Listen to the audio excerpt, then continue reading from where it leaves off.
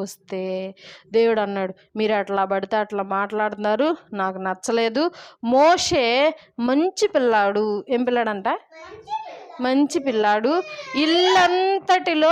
ఇల్లంతటిలో నమ్మకమైన వాడు. ఎవరంట? శ్రీనివాసులు. ఇల్లంతటిలో ఎలాంటి వాడంట? నమ్మకమైన వాడు. ఇప్పుడు ఏదన్నా సపోజ్ ఎగ్జాంపుల్గా ఏదన్నా బంగారం పడేసామనుకో, తీసుకొచ్చి ఆ వస్తువు ఎవరిదో వాళ్ళకి ఇచ్చేస్తాడంట. దాచిపెట్టుకోడంట, దొంగతనం చేయడంట, బూతులు మాట్లాడడంట, ఎవరిని హత్య చేయడంట, ఏమి పాపాలు ఏం చేయడంట, మంచిగా ఉంటాడంట. అందుకని దేవుడు ఏమంటున్నాడు? నమ్మకమైన వాడు అని అన్నాడు.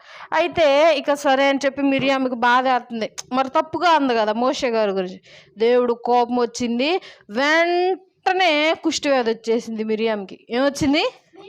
కుష్ఠవ్యాధి. ఎలా వచ్చిందో తెలుసా? తెల్లగా వచ్చింది అనమాట. రౌండ్